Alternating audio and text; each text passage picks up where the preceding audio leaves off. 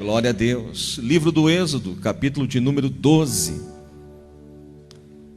Gratos somos pela vida eterna, pelo fôlego da vida, pela saúde, por tudo que o Senhor tem dado. Que noite maravilhosa. Aleluia. E o Espírito Santo está na casa. Meu tema nessa noite não poderia ser outro senão a Páscoa do Senhor. Êxodo capítulo 12. Vamos ler desde o primeiro versículo. Diz assim: E falou o Senhor a Moisés e a Arão.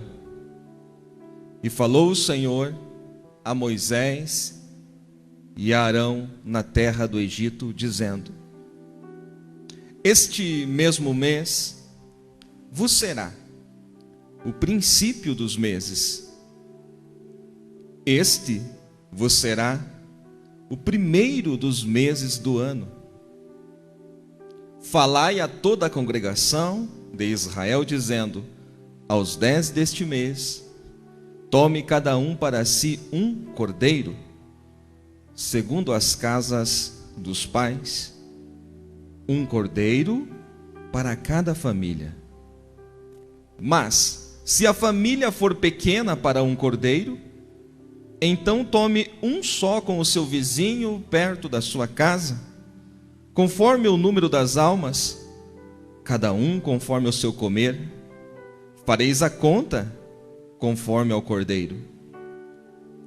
O cordeiro ou cabrito será sem mácula, um macho de 1 ano, o qual tomareis das ovelhas ou das cabras, e guardareis até o 14º dia deste mês, e todo o ajuntamento da congregação de Israel o sacrificará à tarde.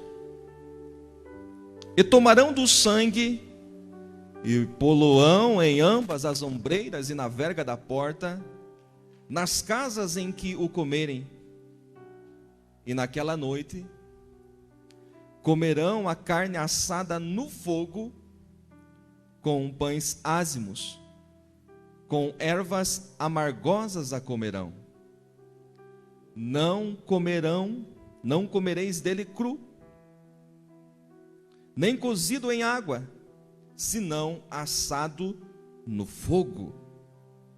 A sua cabeça com os seus pés e com a sua fressura, e nada dele deixareis até amanhã, mas o que dele ficar até amanhã, queimareis no fogo. Versículo de número 11. Assim, pois, o comereis, com os vossos lombos cingidos, os vossos sapatos nos pés, o vosso cajado na mão, e o comereis apressadamente. E eu quero que toda a igreja leia em alta voz a última frase do versículo 11. Esta é a Páscoa do Senhor. Este foi um ensaio, mais uma vez. Esta é a Páscoa do Senhor. Glória a Deus. Vamos orar? Pai, em Tua presença nós estamos, e a Tua palavra, Senhor, vai ser exposta. Me coloco diante de Ti, Senhor, como um vaso de barro, que carrega dentro dele, Senhor, tesouros. O vaso é de barro, mas a excelência está no que está dentro, que é o Teu tesouro, Senhor. Nesta noite, eis aqui a Tua igreja, Senhor. Não estamos numa reunião normal, porque não é normal o ambiente onde o Senhor está. Senhor, estamos aqui Te louvando e sabemos que o Senhor já abriu os céus para receber o louvor, a adoração da Tua igreja. Oh Espírito Santo, nesse instante, que a palavra venha falar com todos aqui essa noite, a começar por minha vida, Senhor. Eu preciso da Tua voz falando comigo. Ah, Senhor, que possamos entender, Senhor, as verdades das Escrituras, Senhor, para não sermos levados, Senhor, por aquilo que falam aos nossos ouvidos, por aquilo que vemos, por aquilo que lemos, mas que sejamos, Senhor, firmados na Tua palavra, que possamos a conhecê-la e entender o que é que o Senhor tem para nós, o que é que nós estamos vivendo nesse tempo. Espírito Santo, eis aqui a Tua igreja, Senhor, a Tua noiva. Sê conosco, que todo o nosso pensamento seja ligado na Tua voz. Em nome de Jesus nós oramos. Amém. Podeis tomar o seu assento. Glória a Deus. Eu imagino que nos últimos dias você ouviu muitas coisas sobre a Páscoa. Quando você entra na internet, quando você liga o rádio, fala da Páscoa. Normalmente é propaganda. Quando você liga a TV, fala da Páscoa. Mas dificilmente você vai ouvir a realidade na mídia sobre a Páscoa. Eu não sei o que você ouviu sobre a Páscoa, mas o texto que eu li terminou dizendo assim, ó: esta é a Páscoa do Senhor. Eu não sei como você foi ensinado, mas Páscoa é isto que nós acabamos de ler em Êxodo, capítulo de número 12. A Páscoa, ela tem um personagem principal. E o personagem principal da Páscoa não é um coelho, não é um camelo, nada disso. O personagem principal da Páscoa é o Cordeiro. Então, essa noite, eu vou falar aqui sobre Jesus Cristo, o Cordeiro Santo de Deus. Porque, se vamos falar de Páscoa, obrigatoriamente vamos falar do Cordeiro de Deus. É incrível como os meios de comunicação, como o mundo em que nós vivemos, tem a capacidade de nos doutrinar. Chega dezembro, só se fala em Natal. Natal, Natal, Natal, Natal. Mas pouco se fala de Jesus Cristo que veio ao mundo, que nasceu. Chega abril, tem a Páscoa. E lá vem o coelho.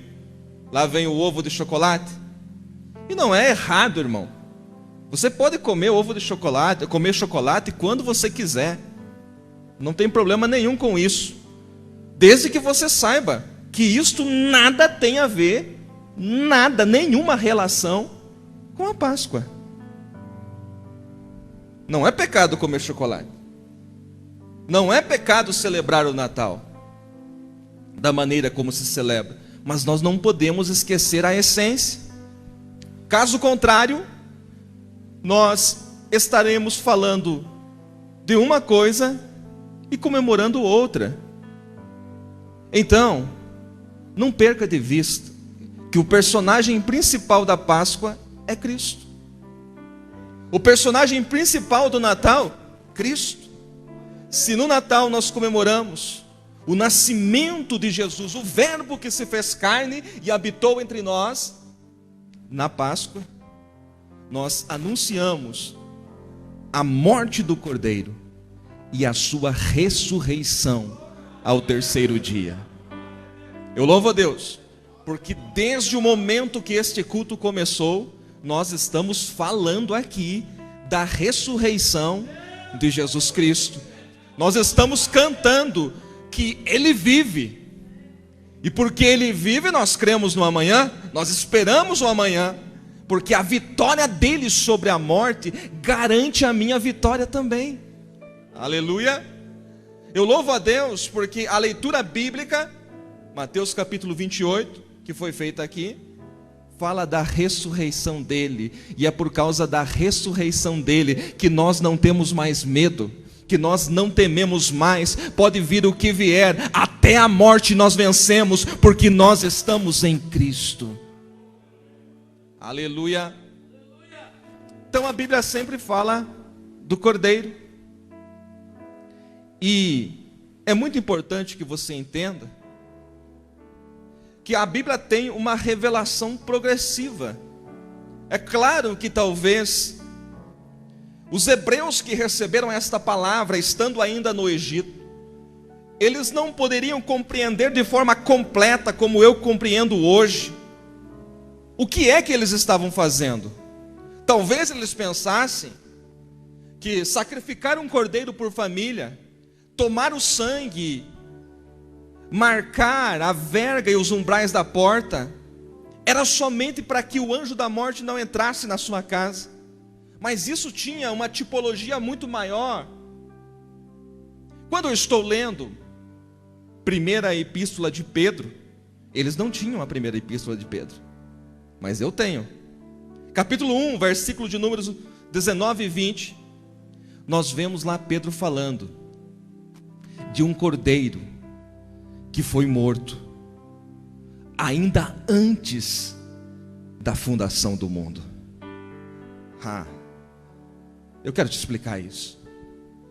Pedro fala que antes que o mundo existisse, antes que existisse céu, antes que existisse terra, antes que existisse o sol, antes que Deus criasse todas as coisas, antes do Gênesis capítulo 1 versículo 2, o cordeiro foi imolado.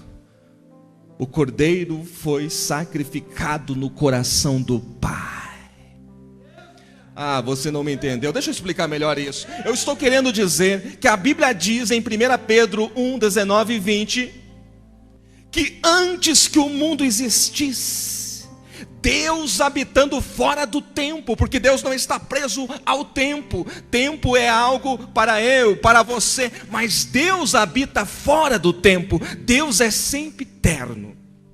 Antes que o mundo existisse, antes que houvesse a terra, o sol e a lua, Deus já tinha um plano para resgatar a sua vida. Você ainda não existia, Adão não fora criado, mas ele tinha um plano eterno. É por isso que o apóstolo diz que o cordeiro foi imolado ainda antes da fundação do mundo. Mas quando eu estou lendo sobre o cordeiro, eu vou para Apocalipse capítulo 13, versículo de número 8. E lá eu vejo João escrevendo diferente. João diz assim, ele fala sobre o cordeiro que foi morto, não antes da fundação do mundo, mas ele fala assim, o cordeiro que foi morto desde a fundação do mundo.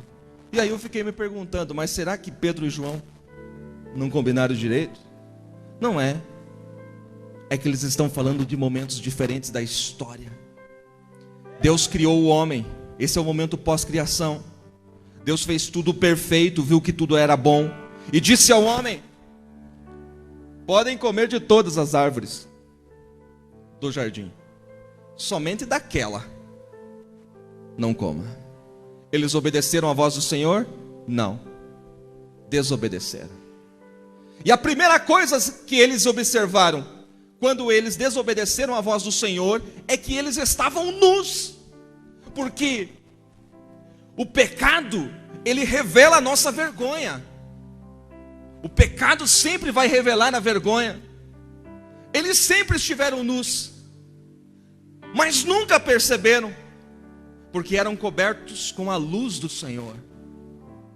Quando eles pecaram, Deus vem e os chama: Adão, Adão. E eles se escondem. É como se Deus não soubesse onde eles... Tem hora que Deus faz assim. É claro, é óbvio. Deus está em todo lugar, Deus é onipresente. Mas Deus queria ouvir deles. O que foi que aconteceu? Adão, onde estás, Adão?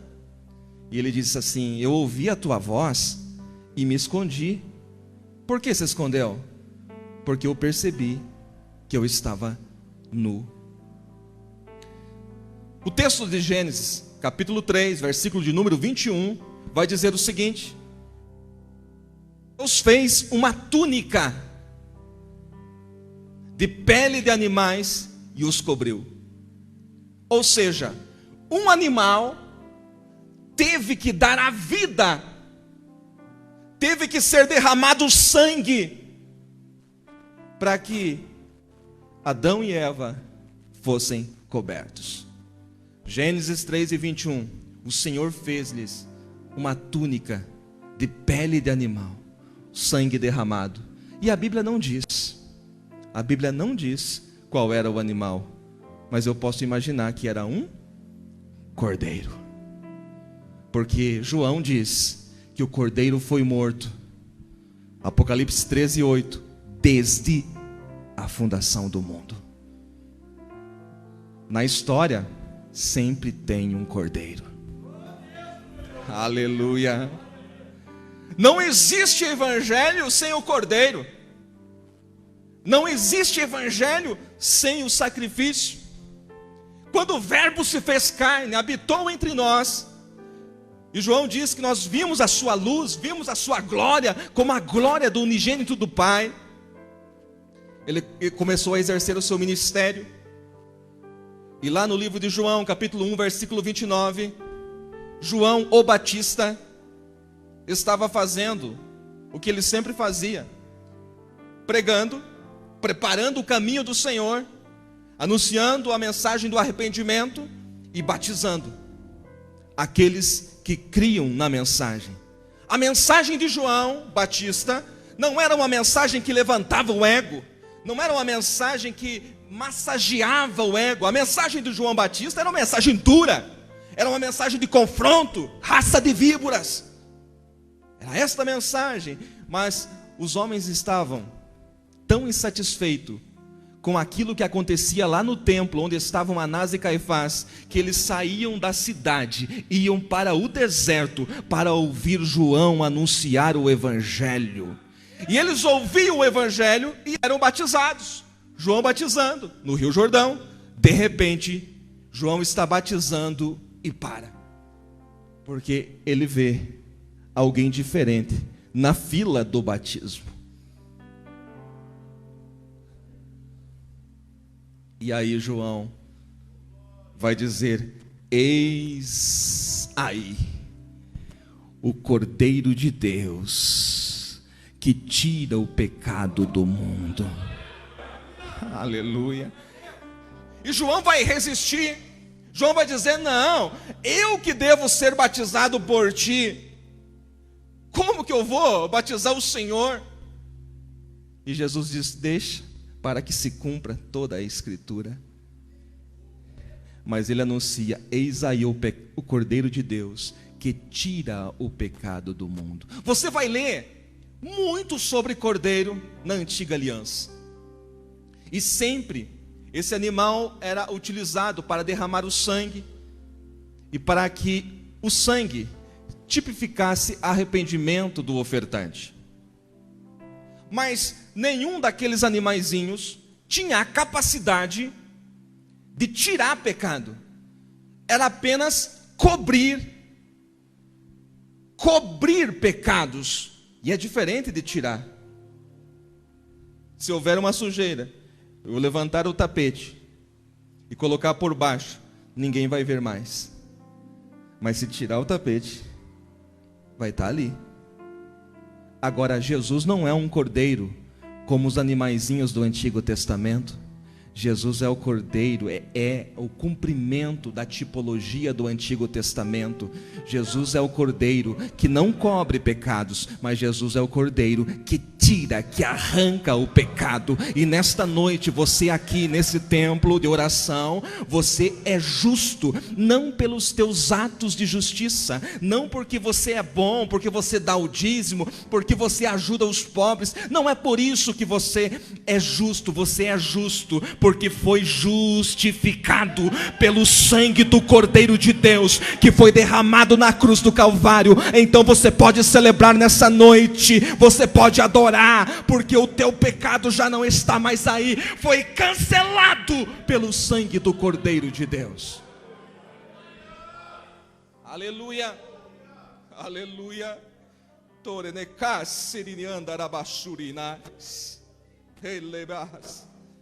Você sabe muito bem que Deus fez uma promessa a Abraão, de Abraão fazer uma grande nação. Deus mostra as estrelas do céu para Abraão. Deus fala para ele a respeito da areia, da praia. Não é possível contar as estrelas. Não é possível saber quantos grãos de areia há em uma praia. E Deus fala para Abraão: de ti eu vou fazer uma grande nação. Mas Deus já diz: olha, a tua descendência vai ficar por 400 anos no Egito, sendo escravo.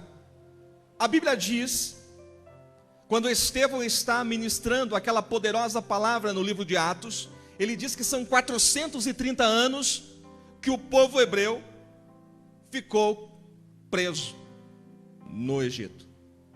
Não posso dizer preso, porque os primeiros anos, enquanto José ainda vivia, o povo hebreu era respeitado, tinha as melhores posições, porém logo se levantou um novo faraó que não conhecera a história de José, e então o povo hebreu passou a ser escravo no Egito. Deus vai tirar esse povo com mão forte. Você sabe o contexto de Êxodo? Deus enviou várias pragas, 10 pragas, para que o coração de Faraó fosse amolecido e ele deixasse o povo sair. De repente ele dizia: podem ir, mas logo ele voltava atrás: não pode ir mais. E esta é a última das pragas, a morte de todos os primogênitos. Então Deus vai falar com Moisés e Arão. Note que na maioria das vezes Deus fala com Moisés, Moisés transmite a Arão, Moisés transmite ao povo. Mas isso que vai acontecer aqui é tão importante que Deus chama Moisés e Arão juntos. Deus falou a Moisés e Arão, tipificando a unidade ministerial. Para nós celebrarmos a Páscoa, a primeira coisa, nós vivemos em unidade. Somos uma família vivendo a unidade. Não é uma frase de efeito falada no final do culto. Isso precisa ser a realidade em nós, porque se queremos alcançar o coração do Senhor, precisamos estar em unidade. Nesse momento Deus chama a liderança, Moisés e Arão. E sabe o que Deus diz aqui? Versículo de número 2, pode acompanhar. Este vos será o princípio dos meses. O que é que Deus está falando? Este será o primeiro mês do vosso calendário. Ei, só tem um problema. No calendário que eles vinham, esse não era o primeiro mês. Mas Deus está dizendo: a saída de vocês do Egito será uma nova história, uma nova vida, de maneira tal que você vai começar a contar os meses a partir de agora. O que isso quer dizer, pregador? O tempo que você viveu no Egito não conta. Quando você nasceu de novo, quando você foi lavado pelo sangue do Cordeiro de Deus, começou uma nova história. O inimigo não tem mais poder para trazer o seu passado e colocar diante de você novamente para o acusá-lo, porque aquilo foi cancelado, aquilo foi apagado. Desde o dia que você nasceu de novo, este é o princípio, esta é uma nova vida. Mês de Abib, dia 10, não era começo do calendário, não era começo do mês, mas Deus chega e diz: o princípio será aqui, porque antes do Cordeiro, vocês não são nada. A história de vocês começa com o sangue do Cordeiro. Então começa a contar a partir de agora. Meu Deus, quanta gente nós temos em nosso meio às vezes, que já são salvos, mas vez ou outra, estão trazendo a memória, estão trazendo pensamentos daquilo que faziam no passado. Ei, Jesus já te libertou. Ei, isso não conta mais, foi cancelado na cruz. Em nome de Jesus, enterra isso, porque isso acabou. Desde o dia que você levantou a sua mão e disse: Jesus, eu quero te aceitar, eu quero começar a nova vida, eu quero nascer de novo, eu quero morrer para mim mesmo. Ali começou a sua história. O texto diz: este vos será o princípio dos meses. O primeiro mês é este. Este vos será o primeiro dos meses do ano. A história de vocês começa aqui. Acompanhe na sua Bíblia. Eu sou um pregador expositivo, tá? Então eu prego o que está escrito. Versículo de número 3. Aos 10 deste mês, tome cada um para si um cordeiro. O sacrifício seria que dia? No 14º. Aqui era o 10º dia. Não se oferece sacrifício de qualquer forma. Não se catava um animal e oferecia em sacrifício. Dia 10, pastor Marcelo, começava a guardar o cordeiro. Primeiro ele era guardado para ser sacrificado no 14º dia. Um cordeiro para cada casa. Na tua casa tem a presença do cordeiro? Se olhar, estou falando em termos espirituais, se olhar para a verga e para as ombreiras da porta da tua casa, tem alguma marca lá? Um cordeiro para cada casa.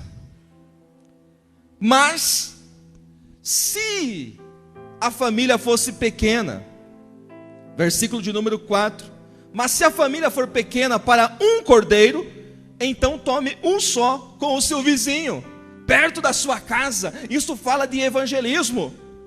Ei, desde que eu encontrei o cordeiro, aleluia, eu estou vivendo nova vida, eu tenho paz, eu tenho alegria no Espírito, eu faço parte do reino de Deus, e esta alegria eu não posso guardar só para mim, eu tenho como compartilhar. Meu vizinho, eu quero compartilhar o cordeiro contigo, porque o cordeiro é grande. Há sempre lugar em volta da mesa onde está o cordeiro. Aleluia. Infelizmente nem todos podem com essa palavra, porque há crente tão ranzinza. Existe essa palavra? Ranzinza. Há crente tão ruim que ele mal conhece o vizinho. Nem bom dia, a hora que está saindo, boa tarde. Então como que ele vai tomar um cordeiro e falar assim: viu, eu tenho um cordeiro, o cordeiro é muito grande, o cordeiro é maravilhoso, o cordeiro mudou a minha história, meu vizinho, e eu quero dividir o cordeiro contigo. Eu quero que a gente faça uma mesa só para celebrar o cordeiro. O Espírito Santo está falando essa noite aqui. Quem está entendendo a palavra? Aleluia. Tome um só com o seu vizinho perto da sua casa. Evangelismo. Você não pode guardar o cordeiro para si, você não pode esconder a história do cordeiro. A tua vida foi mudada, o teu pecado foi perdoado. Deus te tirou através do sangue do cordeiro, Ele te tirou do lixo, do monturo. Você estava condenado, o teu destino era o inferno, mas através do sangue do cordeiro você foi liberto. Através do sangue do cordeiro você tem nova vida. Através do sangue do cordeiro Ele te tomou, te colocou entre os príncipes, te deu um novo nome, e agora você toma e esconde o cordeiro.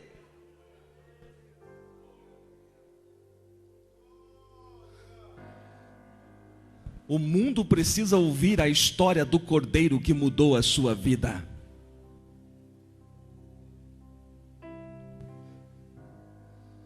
O grande problema nosso é que nós pensamos que a gente só prega aqui, ó. aqui é o lugar de pregação. Aqui é um lugar de pregação, é verdade.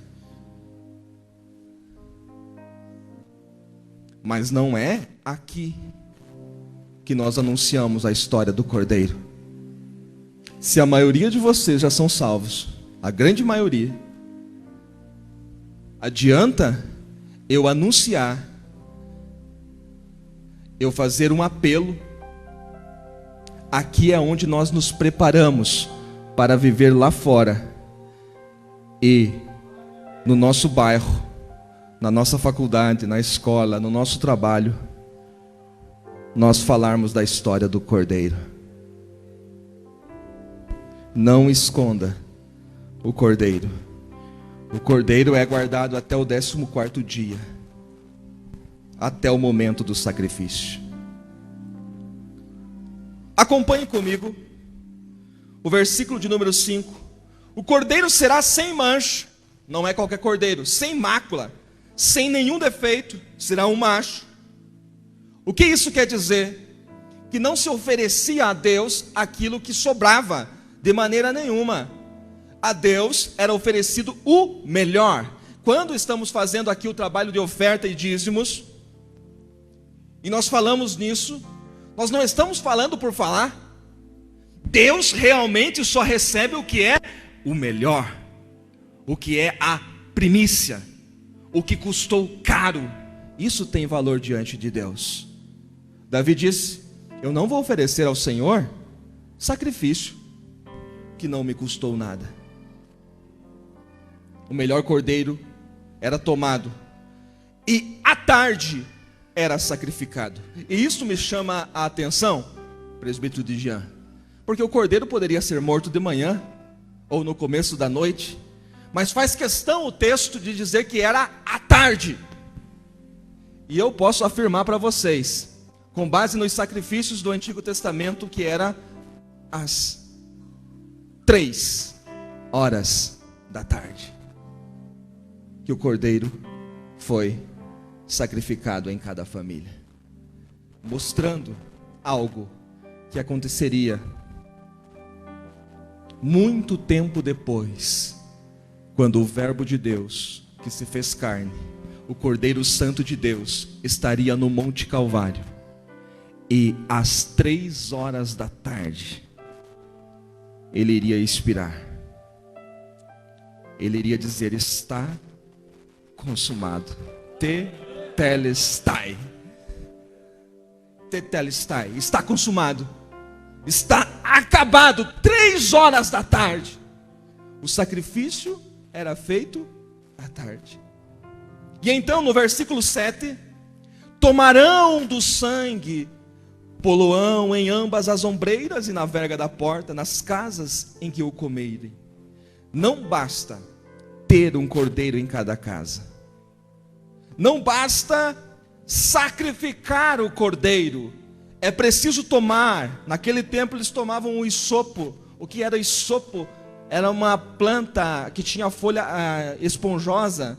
Não existia esponja. Então eles usavam essa planta, que ela sugava o líquido. E então eles passavam na verga e nos umbrais da porta. Não basta ter um cordeiro, tem que sacrificar o cordeiro. Não basta sacrificar o cordeiro, tem que ter a marca do sangue nas portas. Quantos aqui tem a marca do sangue? Quantos o anjo pode passar que a marca do sangue está lá? A palavra Páscoa, essa palavra Páscoa, ela tem uma origem latina, mas no original hebraico, a palavra Páscoa quer dizer passagem, quer dizer passar sobre. Não se refere à saída do povo do Egito, está se referindo ao anjo.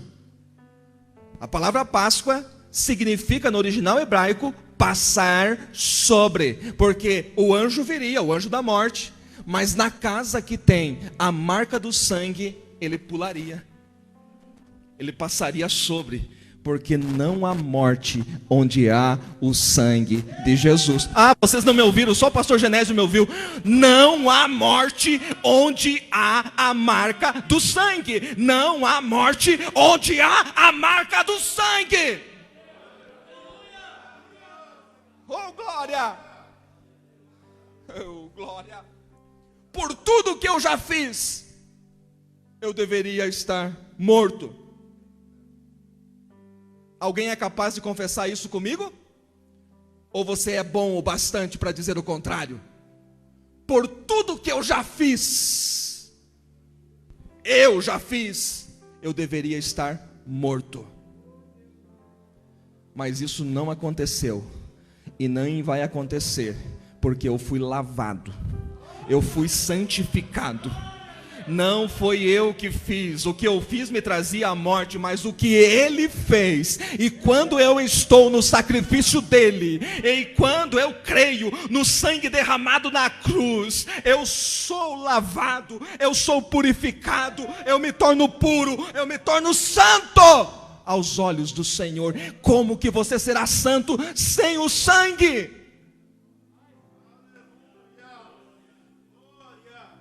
Oh, glórias.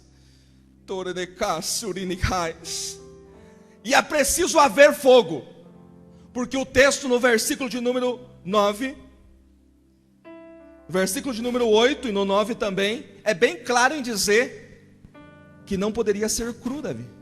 Não pode ser cru. Como que eles comeriam? Assado no fogo. Sempre nos sacrifícios era necessário haver fogo. Aliás, holocausto, para quem não sabe, a palavra holocausto significa sacrifício totalmente queimado. E aqui é uma exigência, é preciso haver fogo. Precisa haver o cordeiro? Precisa sacrificar o cordeiro? Sim. Precisa passar na porta? Sim. O sangue? Sim.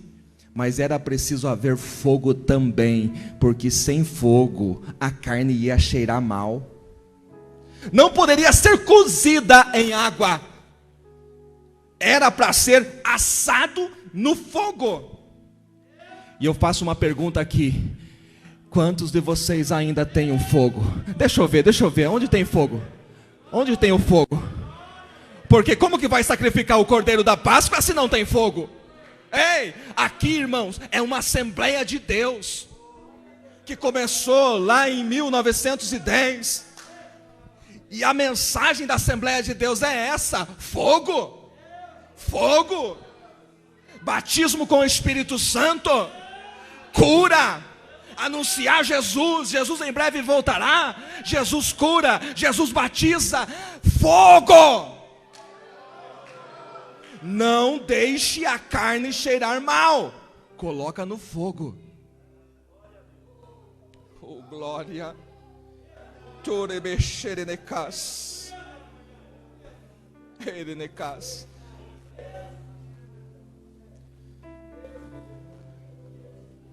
Versículo 8. Naquela noite comerão carne assada no fogo, com pães ázimos, com ervas amargas. É isso mesmo. Não diz chocolate ao leite, diz ervas amargas a comerão. Não era doce, era amargo mesmo. Porque era para você sentir, era para eles sentirem e viverem naquela época o sacrifício de Cristo na cruz.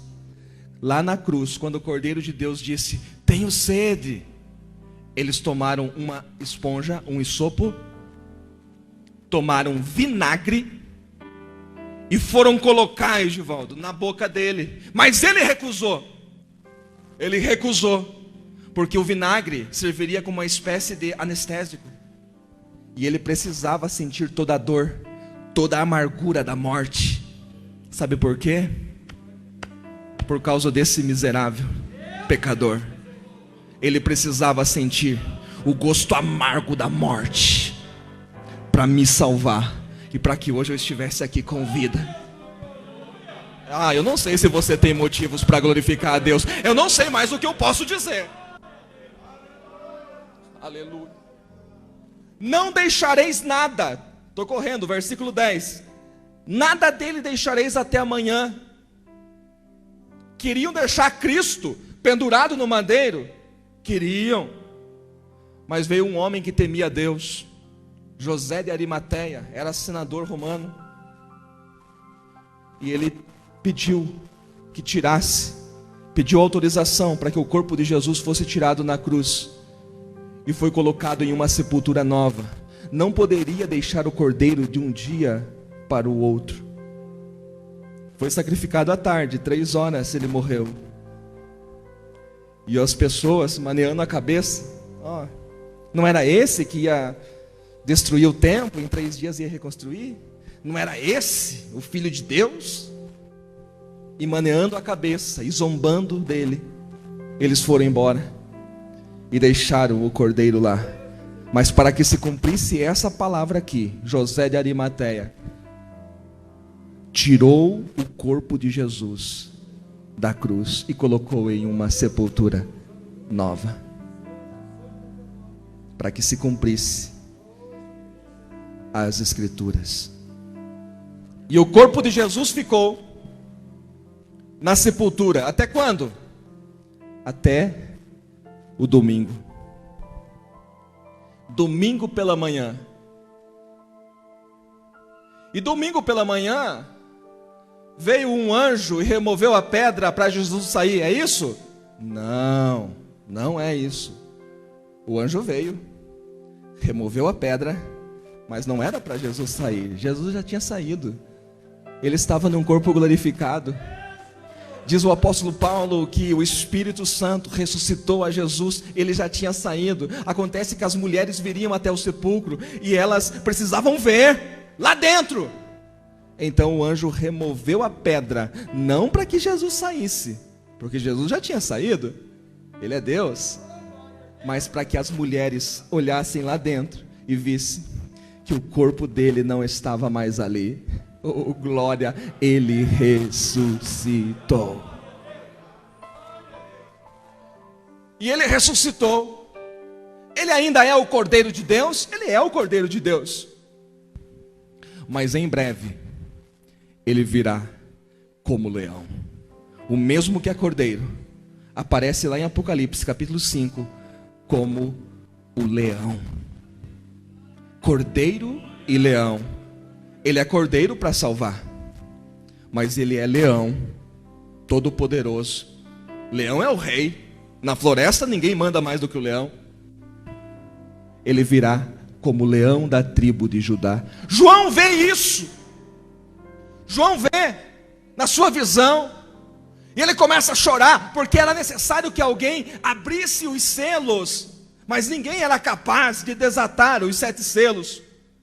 Apocalipse 5. E ele chorava muito, diz, até que ele ouve uma voz dizendo: eis aí o leão da tribo de Judá, que venceu a raiz de Davi e é digno de desatar os 7 selos. O mesmo que é cordeiro virá como leão.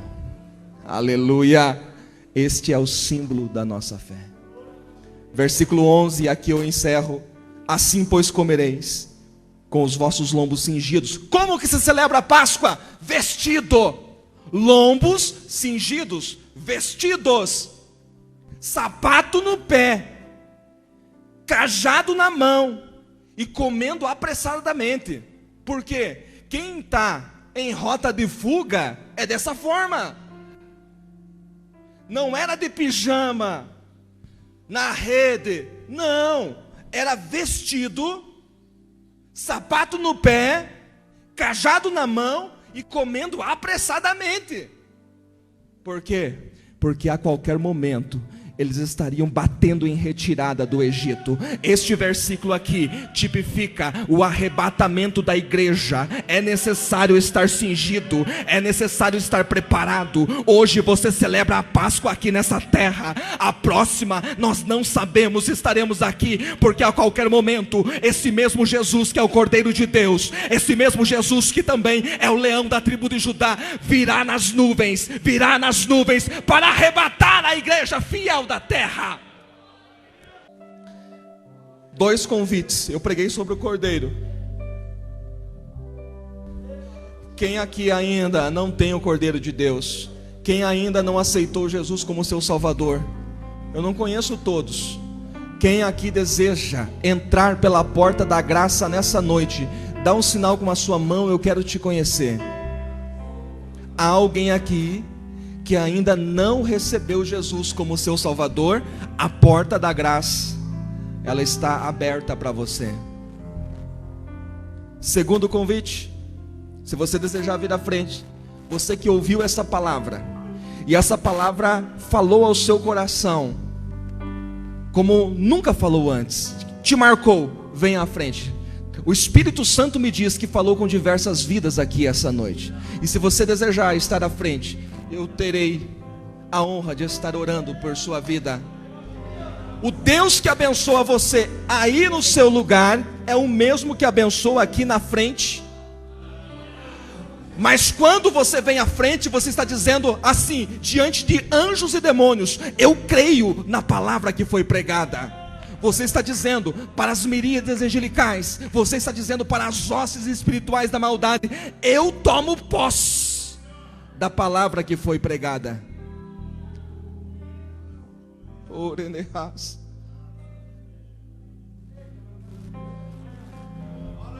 Eu sinto de insistir. Todos aqui, todos nesta casa, têm a plena convicção que se Jesus voltar hoje, estará com ele nas mansões celestiais?